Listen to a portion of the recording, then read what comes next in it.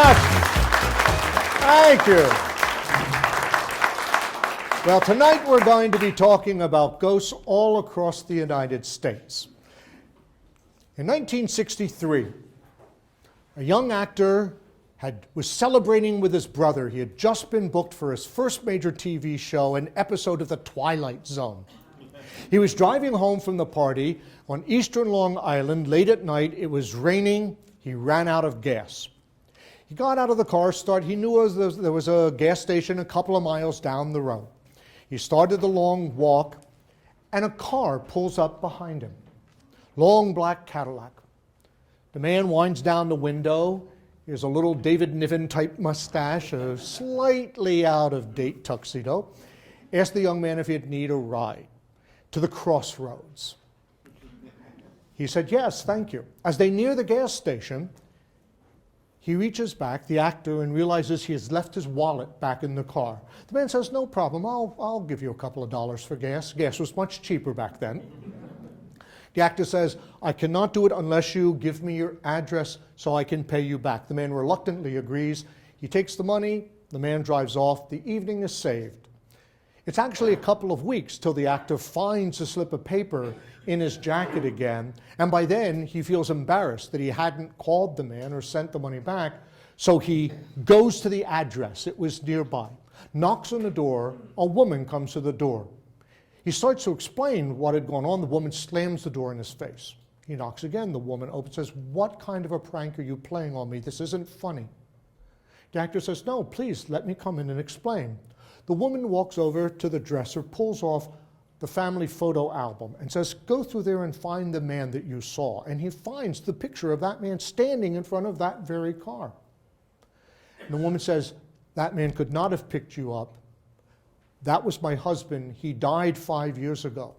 We buried him in his tuxedo, and that was his favorite car. The actor takes out the piece of paper and hands it to the woman, and she turns white. She recognized her husband's handwriting. That actor was this man, Telly Savalas, Kojak.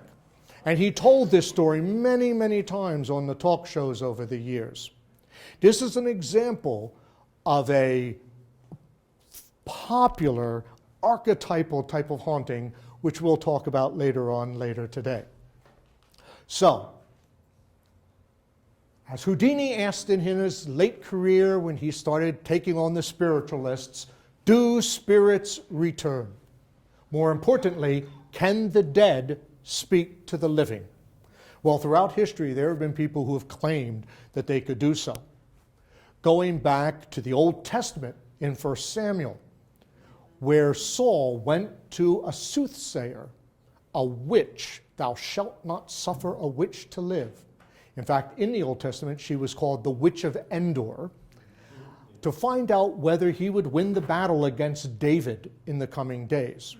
They called up the ghost of Samuel, who said, why are you bothering me? By the way, you're going to lose. And indeed, David did become king. This was the first recorded in Western literature of a necromancer, someone who could talk to the dead. Then, of course, there were the oracles in ancient Greek and Rome. This is the Oracle of Delphi. I've actually been able to visit there. That is my own photograph. She was within that temple. They think today that her spirits may have actually been the hallucinogenic gases that seep out of the ground, but who knows? There are the witch doctors, the shamans, the juju men who are able to speak to the tribal heirs, the ancestors, and the gods. In the Middle Ages, from the Dark Ages up to the Middle Ages, every kingdom, self-respecting kingdom, would have a court wizard, and they were expected to be able to talk to the dead. And the reason why everybody wanted to talk to the dead from the oracles onward is because it was believed, and some still believe, that when a person dies, they pass beyond time. As a result, they can see the past, the present, and the future. And who doesn't know what wants to happen tomorrow? Especially back in those days when it was really important to know whether it was going to rain that year, or whether there was an army just over the next hill ready to invade. So magicians were always expected to be able to communicate with the spirit world, and therefore we were thought of as being able to see into the next world. We were seers, now known as seers. Of course, then coming into the 1800s with the seances and the spiritualism movement, the mediums who could talk to the next world. The modern concept of being able to speak to the dead started in 1847 when two young girls, this is later in life, the girl on the left is Margaret Fox, this is her younger sister, Katy Fox, started hearing noises in their old farmhouse in upstate New York, in Hydesville, New York. And they discovered that if they asked questions by rapping, that spirit would answer them. Soon told them that it was Mr. Splitfoot, which at the time was a euphemism, yes, for Lucifer, for Satan, who said that he was talking to them because there was a man who was murdered and was buried under the house. They soon developed a code, one rap meaning no, two meaning yes, so they could ask questions, and then worked out an alphabetical code so they could answer other questions. Well, you know, in 1848, there wasn't a lot to do at night. So it soon spread in the community. Everybody wanted to be entertained, to come over and talk to the spirit. And the other sister, the older sister Leah, the girls were causing too much of commotion in their hometown. They were sent to her house in, to be honest, I forget if it was Rochester or Buffalo. I'll have to check that out, but sent to her house. And she thought, this is too good of a thing to let go. And pretty soon they were doing public readings and sittings. Originally seances were called sittings, and the people who went to them were sitters because they sat around the table. Of course, today we don't go into seance rooms. We listen to people like John Edward and James Von Prague and Teresa Caputo, the Long Island medium. Well, yes, she's recently been on Dr. Oz, you're right.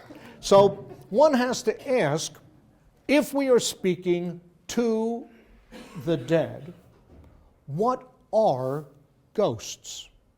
Well, before we can discover what ghosts are, first we have to figure out what they're not.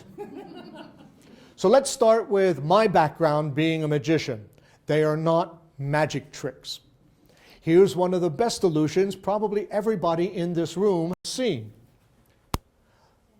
The dining room of the Haunted Mansion at Disneyland. This illusion that allows the spirits to go among the living was invented, first described in a book called Natural Magic in around 1538. It wasn't popularized till the 1800s by a man named John Pepper, and it became known as Pepper's Ghost. He found a way to put into a theater. Let me explain it in lay people's terms. Have you ever stood in your living room at night, looked out your window, and depending upon the light, you could see yourself and what was on the other side of the window? And if the light changed slightly, it actually looked like you were on the other side of the window.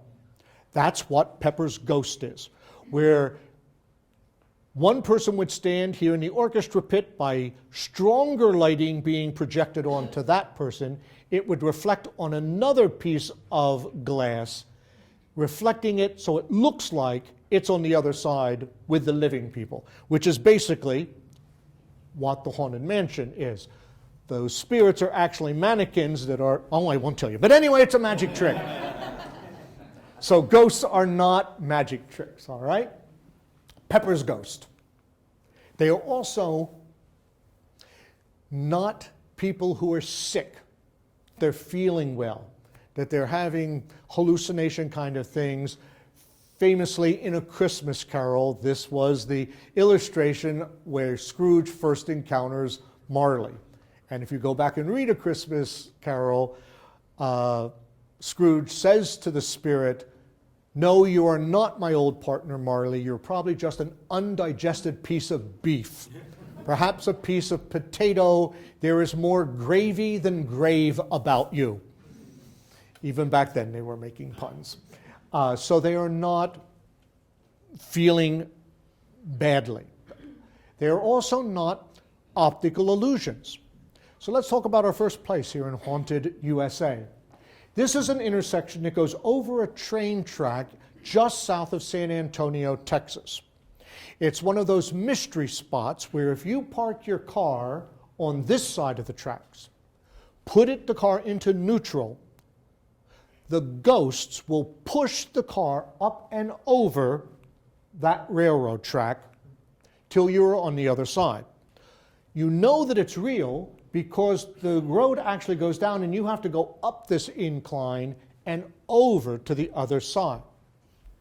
The ghost legend is that a busload of school children were going down that intersection. As you can see, there are no arms for the train trestle, that the lights were not working. A train crashed into the bus.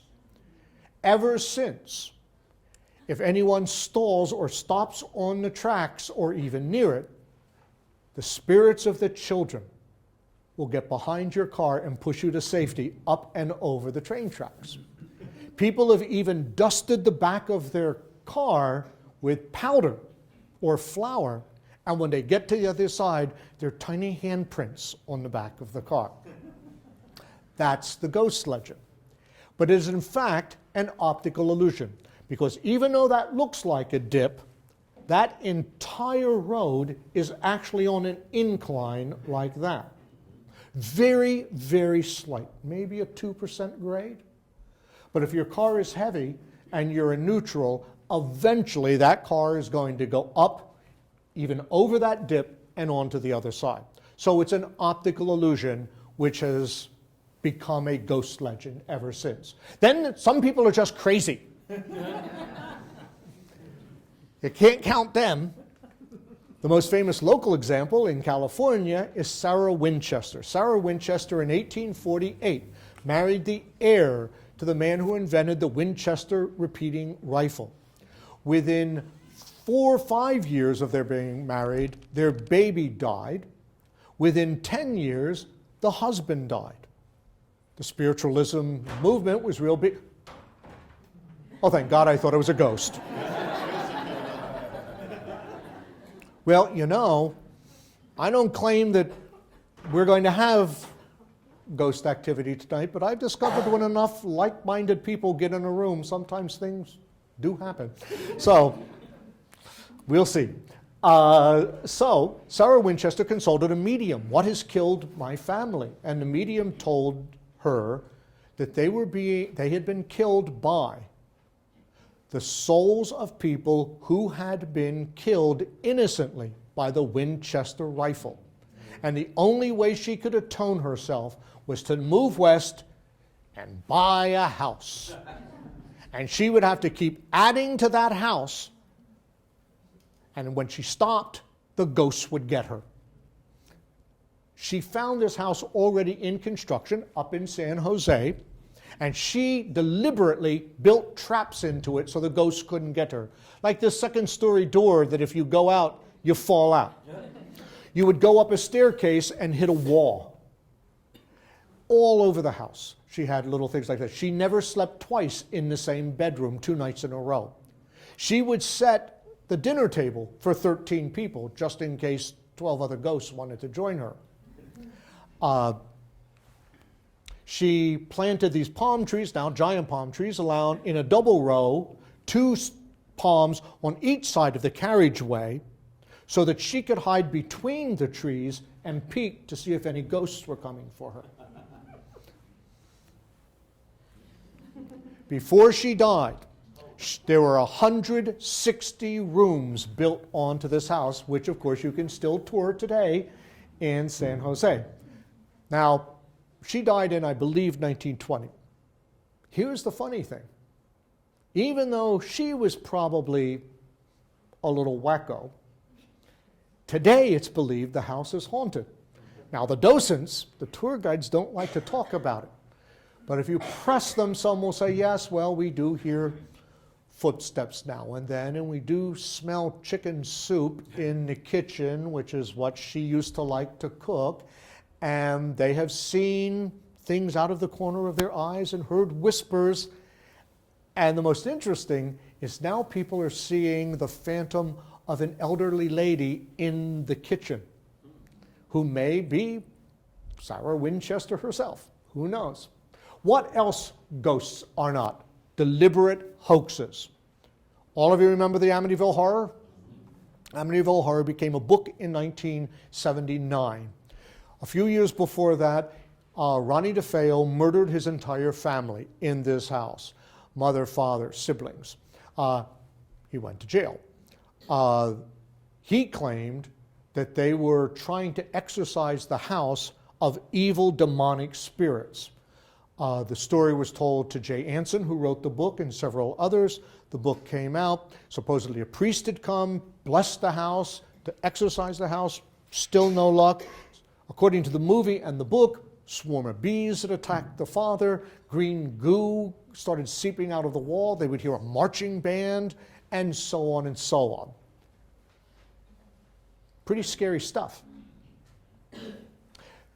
Became a very popular movie with James Brolin and Margot Kidder. Has spawned at least 2 sequels. There is in pre-production now another movie that's supposed to come out next year. The sad thing is the entire thing was a hoax. When the sequel was being done, the lawyer for Ronnie DeFeo, who had cooked up the story with the Lutzes who bought the house, because no one else would move into it after the murders in the DeFeo family, the lawyer did not think he was getting a big enough cut out of the book and the movie, so he went public and said he had made the whole thing up. Now, Ronnie DeFeo was counting on his appeal coming because of the ghosts, claiming that he was driven to this murder by the ghosts. And George Lutz, who lived for many, many years, never really ever disavowed it. Now, the interesting thing is it was investigated by many well-known investigators, and I won't talk about them because they really believed that they had experienced stuff. But let me tell you a story. I was doing this talk last year up at the Magic Castle in Hollywood, and I was very honored that the amazing Randy, James Randi, came to the talk. And he is a major, he's more than a skeptic. He is a disbeliever and debunker to the nth degree. And I opened the floor to comments afterwards, and Randy said, well, let me tell you a story about the Amityville Horror. At the time, he was invited by a magazine to go out and investigate it himself and give comments. And this was about the time that he was first doing the debunking of Uri Geller and psychic surgery and other pseudosciences. They sent with him a medium that he did not know, all the way out on Long Island, traveling out from Manhattan to Long Island, where the house is. The medium is saying, well, Mr. Randy, I have to tell you, sometimes I get quite physical if the spirits take control of my body. I really feel them. They pull up in front of the house. They no sooner step out of the car, the woman's foot is on the grass and she starts swaying and moaning, oh, I feel the spirits, I feel the dark forces. A man comes out onto the porch, looks at them and says, oh, you must be looking for the Amityville Horror House. It's 4 blocks down on the left. So it is not a deliberate hoax. There are also pieces of evidence that people have claimed are proof of ghosts. And one of the one that fooled perhaps more people than anything else was spirit photography. This is a picture, as an obvious picture. This is actually also from the Magic Castle up in Hollywood of Invisible Irma, our ghost pianist. But this was probably the most famous of them. This is a photo of Mary Todd Lincoln, and who's over her shoulder? Abraham Lincoln. In the 1860s, a man in New York, a jeweler and amateur photographer named William Mumler, developed one of his photographs and discovered standing behind him, he said, was a deceased cousin. And he realized that photography could be used to capture ghosts. Well, once he let that be known, it certainly opened a cottage industry for him.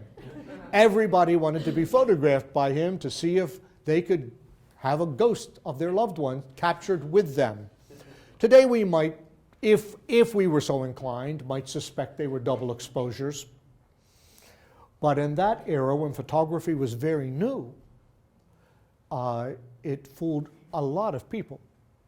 One of the most famous debunkers, Harry Houdini, went to the trouble to also have his picture taken with Abraham Lincoln, to show just how easy that is. And today, who knows with photographs, with all the stuff that can be done digitally. But there are some photographs that are very difficult to dismiss. And I'm going to give you two American examples since we're talking about Haunted USA this time. In 1959, a woman named Mabel Chinnery visited her mother's grave. On the way back from the grave, she took a picture of her husband sitting in the front seat of the car. It wasn't until they got the photographs developed that she noticed her mother, with spectacles, was sitting in the back seat of the car.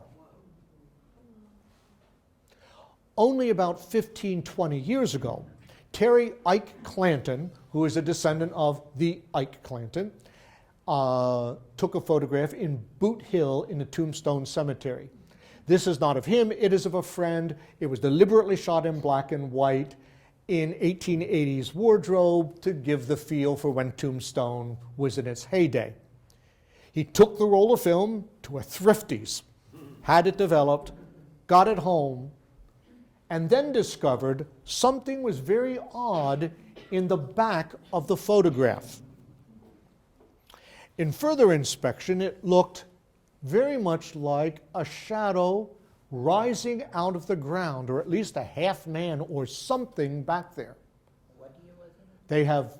This would have been around 2000, but a deliberate old style photograph in the dress. That he was just play acting with a gun in the black and white. Again, this was before digital photography, and he has no idea what it would have been. So what are ghosts? If they're not all those other things, what might they be? Well, the most common definition is it is the spirit, the soul of a deceased person who, for whatever reason, has either chosen to return from the other side or has been trapped or chosen to stay on this side. That is the standard definition of a ghost and explanation for what ghosts might be. But what if in very, very, very rare instances, we know when we die our matter goes ashes to ashes, dust to dust? What if the energy that keeps us together, makes me, me, you, instead of being dispersed out into the universe, which is what usually happens because matter and energy cannot be created or destroyed, just transformed from one form to another. What if in those rare instances that energy can stay together in a recognizable form? It obviously doesn't happen often, but that's another explanation of what a ghost is. Now, some people posit that it is not an act of ghosts, that while the person, because ghosts by and large do not interact with people, they don't haunt people, they generally haunt places. And the living people walk into that venue and experience a haunting. So some investigators, researchers have suggested that instead of it being an active ghost, that it's what's called a residual haunting, that while the person was alive, their aura, their essence, their whatever you want to call their spirit, has imprinted itself on the environs. And what we're really seeing is the same as a film loop that's being repeated over and over and over, which is why when the ghost is seen, it always comes from that door and goes through that wall. why sometimes you only see it from the legs up, because when they were living, that floor was a foot lower and the house had been refurbished and the floor levels had changed. So that's another possibility. There's another possibility of what ghosts might be. And that is even more unbelievable than ghosts themselves. But it's a fascinating theory. And it's a thing called retrocognition. This is Pennsylvania House in Gettysburg College in Pennsylvania. It was one of the first buildings. It was originally the old main, the original main building of Gettysburg College. Gettysburg College only predates the Battle of Gettysburg by 30 years. And as a matter of fact, during the war in 1865, this cupola was used as a lookout for Union soldiers, by Union soldiers as a lookout. And students today say they sometimes see spirits dressed in Union uniforms up there, or even floating around the flag above it. But the story I want to tell you is in the 1980s, this building was changed from a dormitory into the administration building. One night, two of the business people, the administrators, left their top floor office and took the elevator to the main floor. But for some reason, the elevator didn't stop. It continued to the basement. And when the doors opened, what they saw was a makeshift Civil War hospital in operation. As you've probably heard, especially if you watched Ken Burns' The Civil War, any building was turned into a hospital, and in lots of colleges and universities, the buildings were changed into makeshift hospitals. And obviously, there was a lot of pain, suffering, and death in these places. These two men freaked, especially when they saw a man bloodied from the operating tables running toward them, yelling he needed their help to hold a man down. They were about to amputate his leg. Fortunately, the doors closed in front of them. They go up to the main level, and they figure someone's playing a very bad joke, and they call security. They wait. Security comes, they go back down to the basement, doors open, just a basement. Now, what is suggested is that they did not go back into time. You've heard of time bends. The time is not necessarily chronological or linear, that just like space itself, it's theorized, can warp, it's thought that perhaps time can as well. And if you would picture time as a loop and it's bent back on itself, is it possible that people here can just for an instant see something down here? They blink and then it's moved and they don't see it again. This is the explanation. It's called postcognition, retrocognition. But instead it has become part of ghost legend, that it's a possible explanation for what we see as ghosts. And it's perhaps an explanation of why people would see entire armies fighting on old battlefields. We have to ask this question: if ghosts do come back, why would they bother? If they're going to heaven, well, if they're going to the other place, they're probably not getting out. And if they're going to heaven, why would they leave it? What's so good here that they would want to come back? Well, happy anniversary! A lot of hauntings take place on the anniversaries of important events. A 3-mile stretch of Archer Road in Illinois, between Willow Springs and Justice, Illinois, is one of those haunted stretches of highway in America. As a matter of fact, Archer Road itself, that runs about 15 miles southwest of Chicago, is probably the single most haunted highway in America. But this stretch particularly, and it has one particular legend that it's famous for. Between this place, the Willowbrook Ballroom, now an event room, and this Resurrection Cemetery, an amazing haunting takes place. Starting back in the 1930s, men leaving the Willowbrook Ballroom, which then was called the O. Henry Ballroom, named for the candy bar, even back then, product placement, named for the O. Henry candy bar, O'Henry Park, it was then, would leave heading back toward Justice, and partway down the road, they'd see a young damsel walking the road, and they offer to pick her up and give her a lift home. When they get to the gates of Resurrection Cemetery, which of course were locked by that time at night, she would say she would either vanish from the car, or she would say, please stop the car. She would get out, rush up to the gates, melt through them, and disappear as she walks away on the other side. This woman now has a name, and she's nicknamed Resurrection Mary. But she is just one example of the archetypical hitchhiking ghost. The archetypical story is the gentleman is driving down the road late at night. He sees a woman. In many times in the story, she's wet, even though it hasn't been raining and there are no rivers or creeks nearby. She gets into the car. He offers her a ride. She gets into the back seat. Many times he will offer his jacket to her because she's chilly, because she's damp. They continue down the road. She gives him an address. As they pull up to the address, the man looks in the rearview mirror. The girl is gone. Many times the jacket has also disappeared. He goes up, knocks on the door. Either a husband and wife or one or the other comes to the door and says, we were expecting you. Or we were expecting someone like you. This is the anniversary of the night that our daughter was killed on the stretch of road where you say you picked up a young lady. And the topper to the story is it's said that if he goes to the cemetery where she's buried the next day, he will find his jacket neatly folded over the tombstone. So that is an archetypical ghost story of one that happens as an anniversary event. Another anniversary event.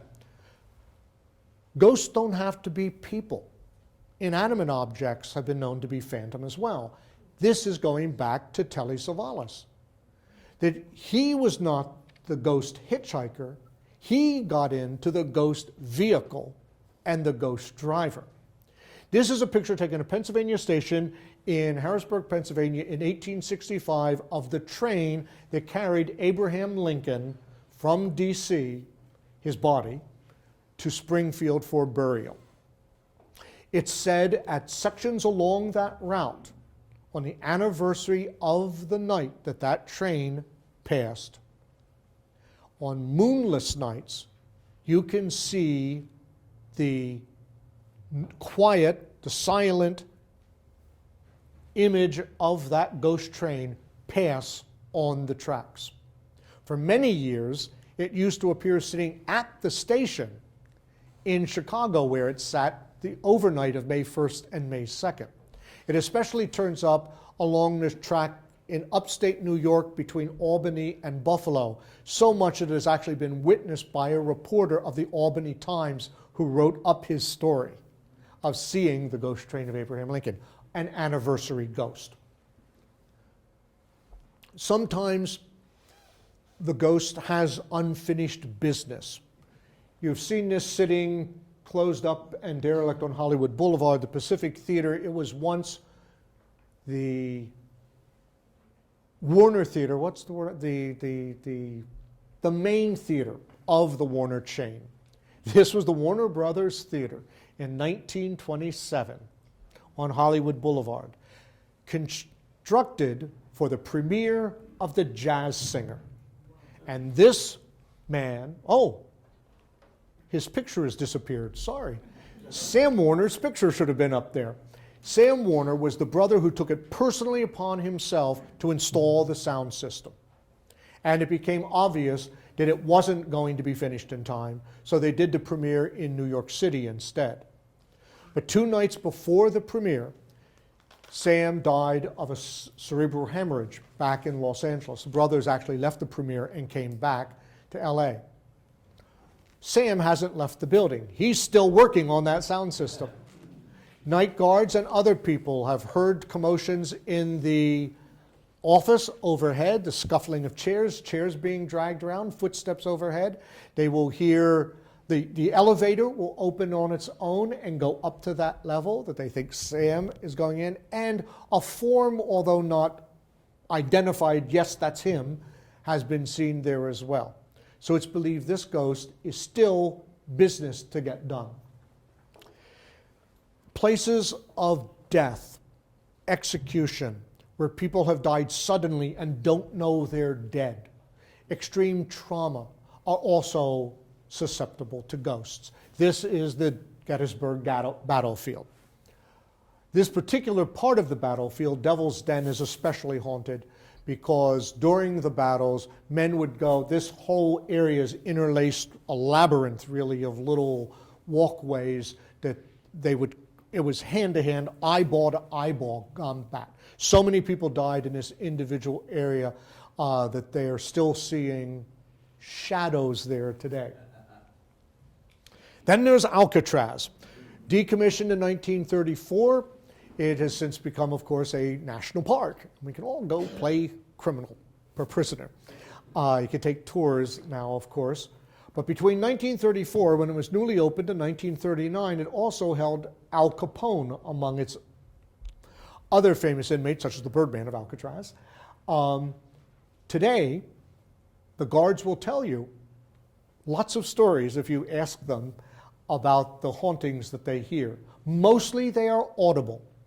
They will hear the clanging of jail cells. They will hear screams or muffled cries. But the weirdest one is they will hear a banjo playing in the shower room. Even though you weren't allowed to send most things to prisoners, for some reason, musical instruments were exempt. And Al Capone was a banjo player. And his wife sent him a banjo. And the guards kind of took pity on him. He was dying by that time, and they let him practice in the shower room, it said, because of the acoustics. And today, they hear music coming from the shower room. There's also a lot of cold spots and weird feelings going on, as you would expect by the solitary confinement cells in cell block D. So that's another place that is often haunted, places of misery. Also, people who have died, as I said, murders often result in hauntings. We all know this place, the Chinese Theater on Hollywood Boulevard, Grauman's Chinese Theater. There are supposed to be some haunts inside, ghosts inside. Now, I haven't checked it out. I haven't heard stories since they have changed it, refurbished it, remodeled it. It's now an IMAX theater. There used to be a big curtain in front of the screen, and supposedly a little girl would dart in and out behind it. There's also supposedly a female essence down in the female bathroom. Those of you who have visited the Chinese theater know that they're downstairs. I haven't been on the female side, but apparently they've seen a phantom down there.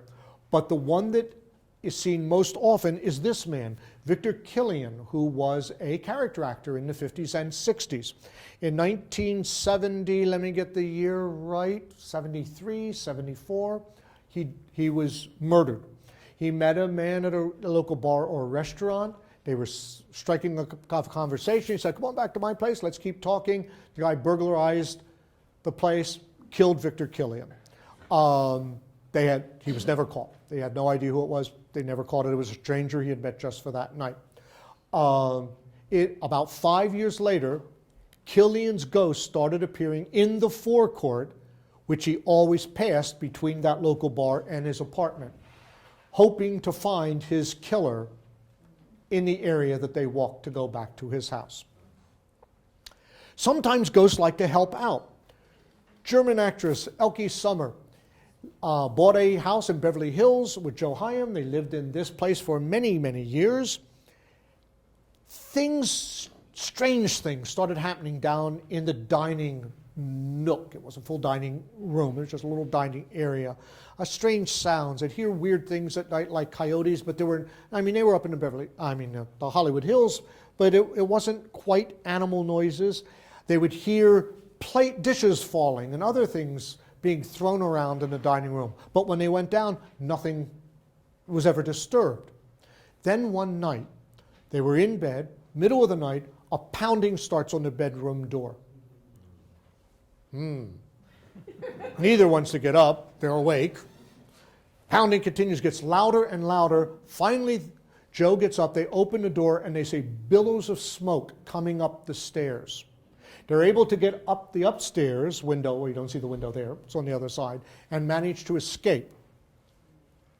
The fire department was there very quickly because they already had alarms that they were on their way at the time.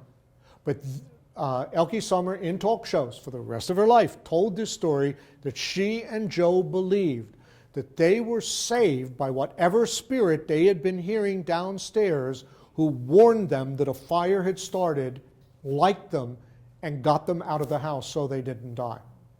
So maybe they do just come back to help us.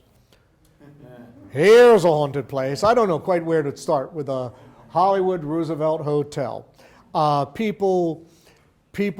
Downstairs, the switchboard gets calls from empty rooms. People will go out, they'll go back to the room, and it's locked, and it's not just the key, it's dead-bolted from the inside. They will wake up in the middle of the night and see someone sitting at the dresser at the foot of the bed brushing their hair. But it has two very famous ghosts. Oh, before I talk about the famous ghosts, this room is particularly haunted. This is the Blossom Room. This is where the first Academy Awards were held in 1929. It was restored and reopened around 1989, and ever since, there has been a black figure, form of a man, that appears at one end of the room.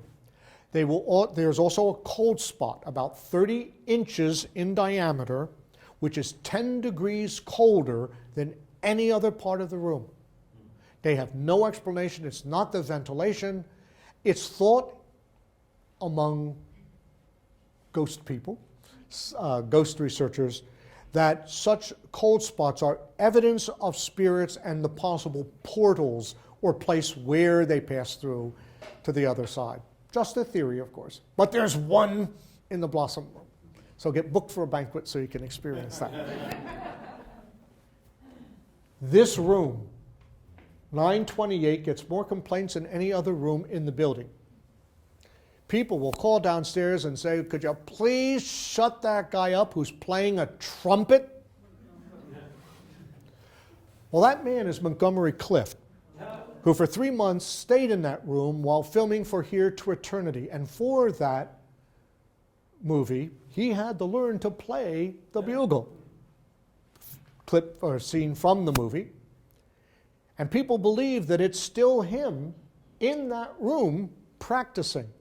They have seen him up and down the hall, but more often they see a form of a man carrying a script, pacing up and down the hall, practicing his lines on the entire 9th floor, but particularly room 928.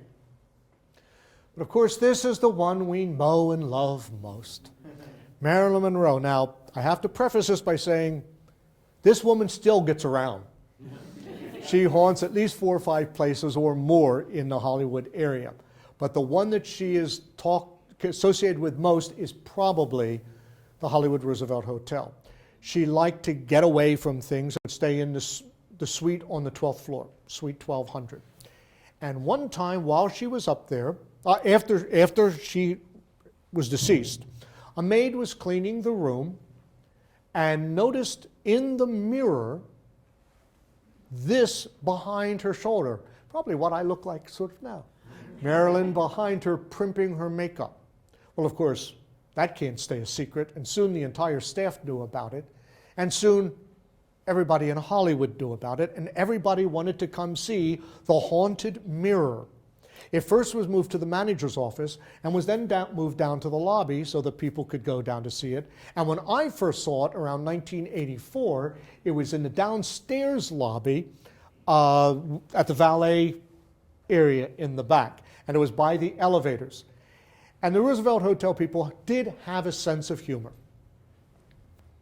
because they put a poster, full-length poster of Marilyn on the adjoining wall, so that if you stood just right, you could get a picture of Marilyn Monroe in the mirror as you're looking at it. Oh, she's not there. Oh, she's there.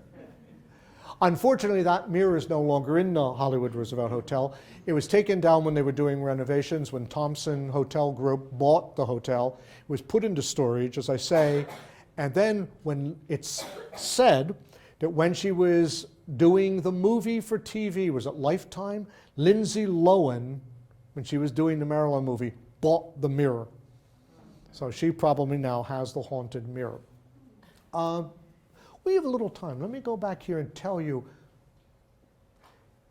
mirrors and shiny surfaces have been involved in fortune telling and the spirit world for millennia. That's why we have a crystal ball today. It's called scrying. It's looking into a shiny surface and either seeing a spirit that will talk to you, Auntie M, or it will be a vision of what will happen in the future. And it became a very popular type of fortune telling. When I was researching my first book on ghosts, the first edition of The Idiot's Guide to Ghosts and Hauntings, I was performing in Buenos Aires. And it was my first time there, and if any of you have ever traveled overseas and had to get through the airports on the other side, you know that many times it's chaos out there with many cab drivers and people offering you a ride. Well, I was unprepared for this. And I walked out and, there are 50 people trying to get me into their cab or their van to take me to the cruise ship where I was performing. And an American woman walks by, looks at me and says, "First time?" And I said, "Yes." She says, "Where are you going?" I told her. She says, "I can drop you off." And since she had a very nice limo, I decided to go along. And as we went along, she told me that she was attached, her husband was attached to the U.S. Embassy there. And I told her, we talked about, I was a magician, and I told her the book I was working on, and she said, "Oh, I have a haunted mirror."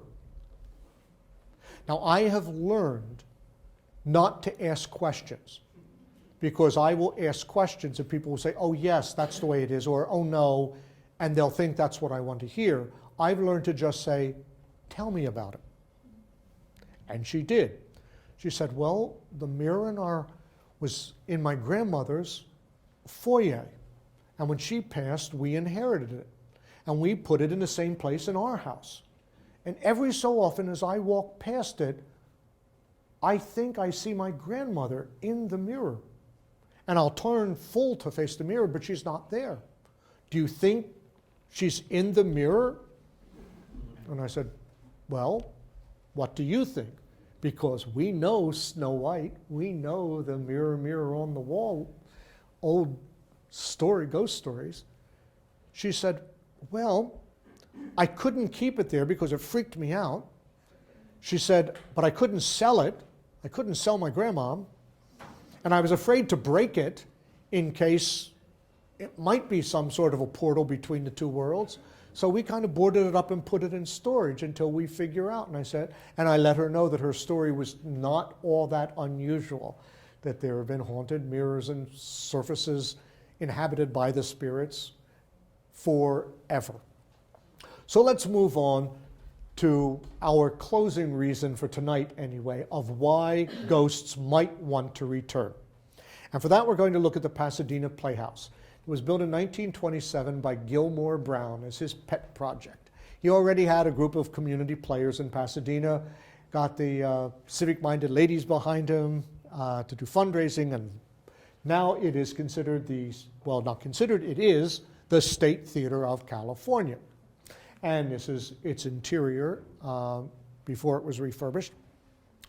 Gilmore Brown, although very genial and very happy, friendly, happy-go-lucky, was also a taskmaster. And you did things Gilmore's way. And after Gilmore passed, people began experiencing things in the Playhouse. The elevator that many of you are familiar with the Playhouse.